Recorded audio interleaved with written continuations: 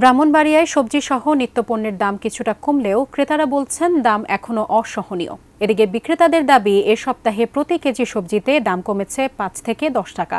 শহরের মেড্ডা বাজার থেকে বিস্তারিত জানিয়েছেন পূর্বাঞ্চলীয় ব্যুরো প্রধান পীযূষ কান্তি আচার্য। আমরা মেড্ডা কাঁচা বাজারের বিভিন্ন স্থান ঘুরে দেখেছি, যেমনটি দেখেছি যে নিত্যপণ্যের দাম কিন্তু অনেকটা স্থিতিশীল রয়েছে। সবজির দাম কিছুটা কমেছে বলে বিক্রেতারা বলছেন, কিন্তু আমরা ক্রেতাদের সাথে যখন কথা বলেছি তারা কিন্তু বলেছেন যে সবজির দাম এখনও যেরকম আছে সেটাও কিন্তু ধরা ছোঁয়ার বাইরে।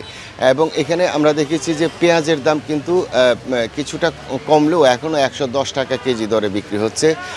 রসুন বিক্রি হচ্ছে ২২০ টাকা কেজি দরে এবং আদা বিক্রি হচ্ছে ২০০ টাকা কেজি দরে।